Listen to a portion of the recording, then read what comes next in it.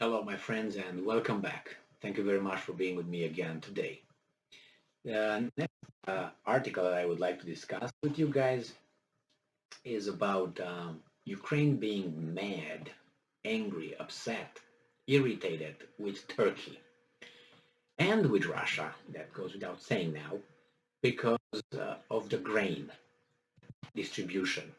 You remember that Ukraine states that because of the Russian blockade on the Black Sea, they cannot distribute grain to the rest of the world. Therefore, a lot of people will be starving and all that, and working with pathos instead of logos. But nevertheless, so they claim that Russia steals their grain and tries to do a hanky-panky with Turkey and get the money from the grain, the Ukrainian grain, and so on, which would be theft, right? Correct? Yeah. But I have an article from Reuters from July 7, 2022, and if you remember, the Turkish government seized a Russian tanker with grain, and they said, well, let's check this, not, not a tanker, a grain ship, and let's check it out and see if the grain belongs to Ukraine or to Russia. Somehow you can, look at the, I guess it's a genetic makeup, I guess. No, or maybe some other way that I'm unaware of. All right, so this is the article's title: Ukraine to summon Turkey envoy after Russian grain ship sailed. So Ukraine will summon Turkey's ambassador to seek clarification, its foreign ministry said on Thursday, a day after a Russian-flagged cargo ship suspected of carrying stolen Ukrainian grain left a Turkish port. The dispute comes at a time of record food prices globally as conflict in Ukraine, the world's largest grain supplier, has fueled concern about food security. Probably is fueled. It is, and I'm quoting, unacceptable for the ship to have been allowed to leave, the Ukrainian ministry said after a Refinitiv ship, that's the name of the ship, tracking data showed the vessel sailed from Turkey's northwestern port of Karasu late on Wednesday. Why is it unacceptable? Maybe it's not your grain. Then it's acceptable. How do you know it's your grain? Well, we're going to discuss this after we read this article, right?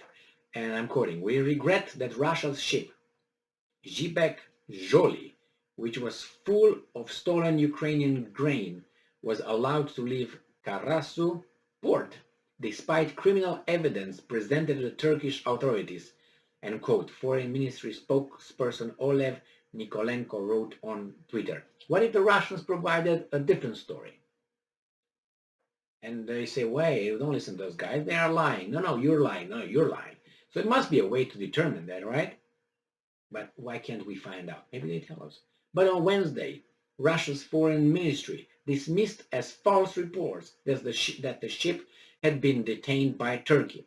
Citing the ship's crew, Russia's TASS news agency said on Thursday that it planned to offload grain on the storage vessel after leaving anchorage near a Turkish port. The shipping tracker showed the ship's destination to be Russia's port of Kavkaz, with an estimated arrival date on Friday. Kiev has accused Moscow of stealing grain from territories seized by Russian forces since their invasion began in late February. The Kremlin, which calls the action a special military operation, has denied such accusation. So, NATO member Turkey, which has good ties with both Moscow and Kiev, has criticized the invasion but also rejected Western sanctions on Russia. Ankara has agreed with Ukraine's bloc commercial shipments,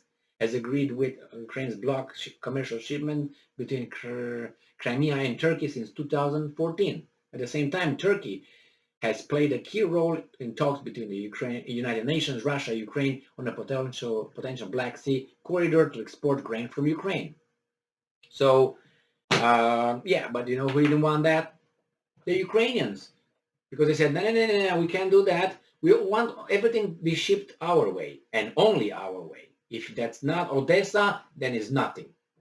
Well, you're not in a position to dictate or negotiate, buddy. If you're really like that, keep your grain over there, and we'll see. We're gonna starve or something, and see who's gonna deliver it. You have like 7 other ways to distribute grain to the world. At least 7. Romania, you got Hungary, right? You got Poland, you got Baltic states, you got through Belarus. Huh? You got many ways. Even Biden said we're going to build some silos along the Polish border. They said, okay, now they opened a train railway between Ukraine and Romania to distribute it to the port of Constanța, the Romanian port. There's ways. There are ways. They say, no, only this one. Yes, no, that's not. No, we don't want that. You got the 7 other options, not that one. What? It's 1 out of 8 that I disagree with, and for you, it's you disagree with 7 out of 8. So who's the bad dude here? You know what I mean? You can say, well, that port should not be blocked. Okay, it should not be blocked. The Russians said we don't block it. The other guy said, okay, they're over there with their navy and with submarines. The Russians said, okay, let's have a corridor, safety corridor. We're gonna check who's coming and going, so you can't have hanky-panky happening. And with under the United Nations supervision, we can do this. Ukrainians, nah, we can't do that. So what do we want then? Because they have to take their minds out of the Odessa port. That's the problem. It's another little port over there. And once they take those out, right, they're afraid that the Russians might invade, which is a possibility. So so then Odessa cannot be worked out. The Russians said, okay, use Mariupol, which is ours now. Ukraine said, no. Use Romania. No. Yes, but they agreed with Romania. But nevertheless, it's so. Who's the part that is just has everything stuck? The Russians? We can say, yeah, the Russians invaded. Well, we go to here we go again with the beginning. Who started? What started? When it started? 2014. That's when everything started. Okay.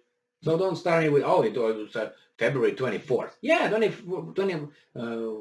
February 24th from 2014 to now, right? 2014 to now, it's right here. But what about the rest? Right here. We don't talk about that? Maybe that was caused by that, all that. Do you remember that? Oh, no. Why not? It's facts, evidence, documented, agreements. What about those? Signed by the country of Ukraine. International law. They agree to them. Oh, you want another Minsk protocol and agreement? What do you mean? It's like we make a deal and then I break the deal, but I say make another deal. Why would I trust you on the second deal if you didn't follow through with the first one? I don't trust you. You have to follow the first one. I'm not going to negotiate again, because if you negotiate again, that means you can negotiate again and again and again. I mean, once you signed, you do it. I mean, if you want to negotiate, I don't want to negotiate. What are you going to do about it? There should be some penalties. What are the penalties? Oh, February 24th, maybe. Thank you very much for being with me again today. Stay strong, stay smart, look for the truth, and be just.